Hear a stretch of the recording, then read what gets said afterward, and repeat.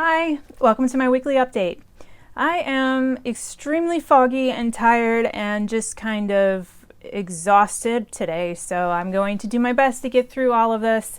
In my update, I have a little bit I want to discuss. I have my notes in case I can't remember, which is very much so a possibility because a few days ago I overdid it outside. I walked too far, too many days in a row, and I've spent 3 days where I'm like a walking brain fart, I swear. And sometimes I wonder, is it harder to be chronically sick, or is it harder to be chronically sick and manage your time like you're chronically sick? Because I don't know how to do that very well. I've been living this way for such a long time and I still don't know how to do that.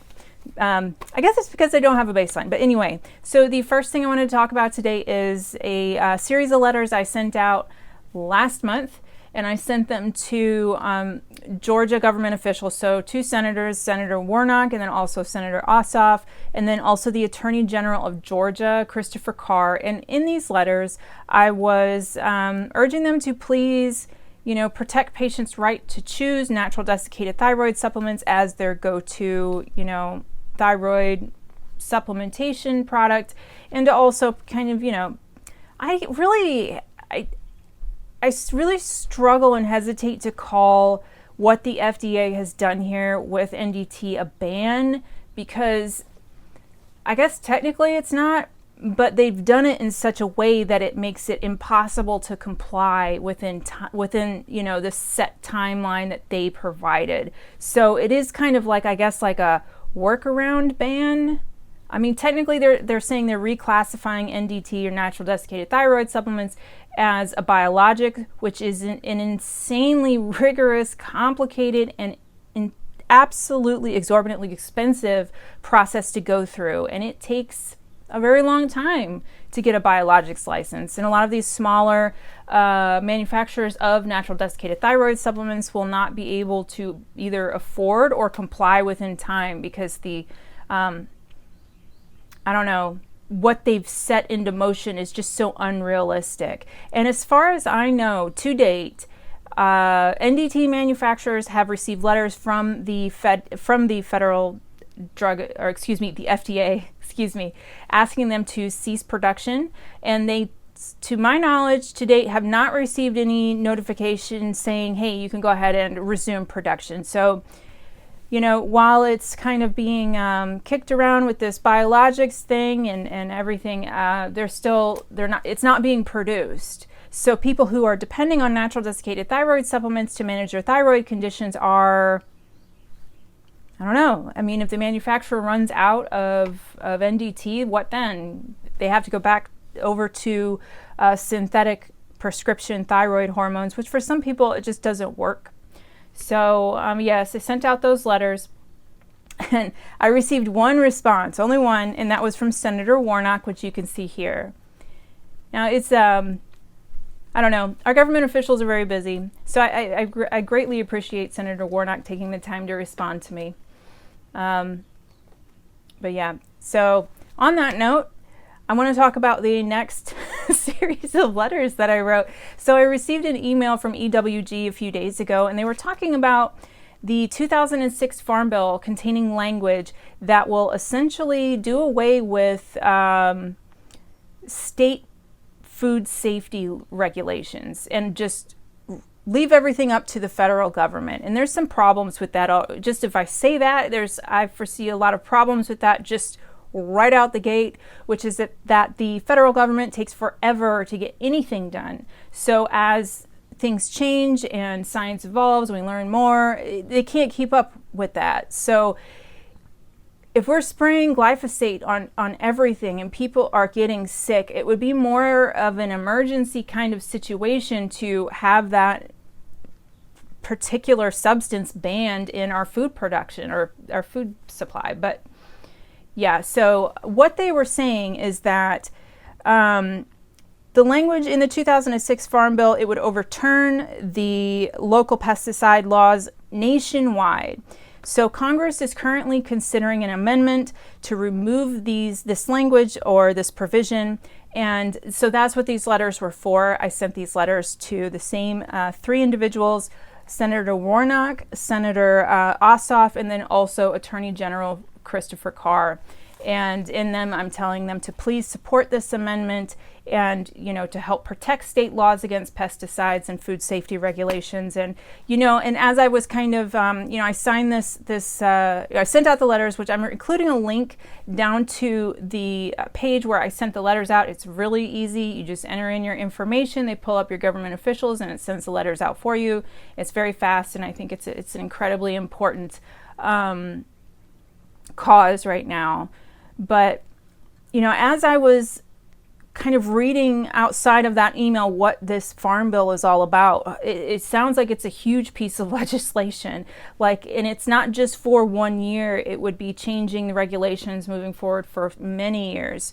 So, I'm kind of existing in like this weird foggy space right now, and I'm not really absorbing everything I'm reading to the level that I would like to. So I can't speak real confidently about the specifics of it yet, but I'm going to continue reading it. It's actually a 72-page bill, so I'm going to take the time to read through that and just kind of see what it says.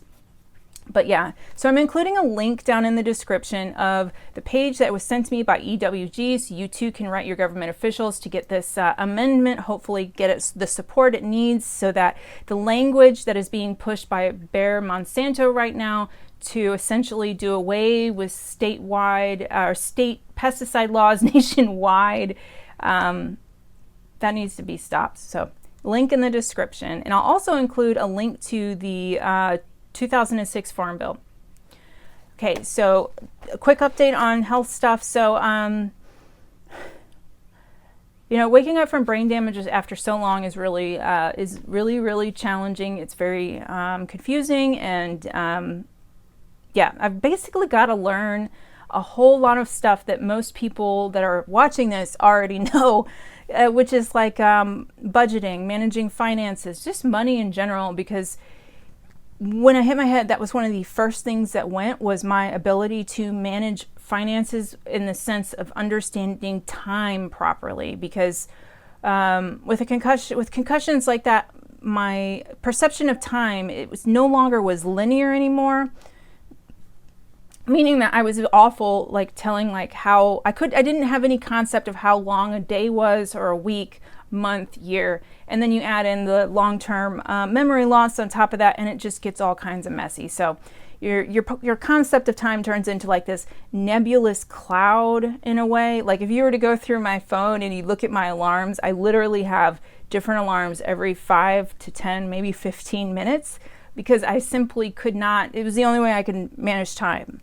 So anyway, that's not really an issue anymore. So that's pretty much healed. But where I'm struggling is, I found this past week, like I'm trying to learn just finances in general, and I'm looking at it and it doesn't make sense to me. Like I don't know how to explain it. Like it's like trying to thread a needle through clam chowder. And it wasn't like I had problems with math before it hit my head. I was fine with it. It was easy. And now it was still feeling difficult, like in a way that wasn't like me just being out of practice. So this past week I found one more bottle of CerebroPep, which is the peptide. It's like an oral cerebrolysin that I took that healed my brain damage and kind of got me to this point. So, and I've also taken it to heal nerve damage, and I've taken it for post-acute withdrawal syndrome after coming off of the prescription drugs I was taking for anxiety. So I have started a small cycle. It's just a 1 capsule, 5 days on, 2 days off until the bottle runs out.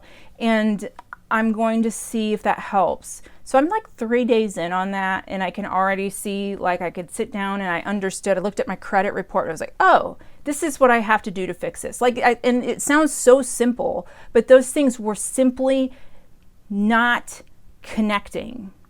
I don't know how else to describe it. I would look at it and I'd be like, I just would get so overwhelmed and stressed out and I couldn't figure out what it was that I had to do. Like things were not stacking up the way that they should. But that's starting to change now. So I will keep talking a little bit about that as I kind of go through this cycle. So this so far has been week 1. Let's see what else. Really health-wise, all I've got other than the new peptide cycle, and then I've started doing some calisthenics and some really light weight training and just body weight exercises, that kind of thing, because I've lost just a ton of muscle mass from the mold exposure and the Lyme disease and not moving, and then, you know, I'm not exercising anymore the way that I used to. And also I'm 43, so I'm at that age where things are just going to start getting a little bit more difficult.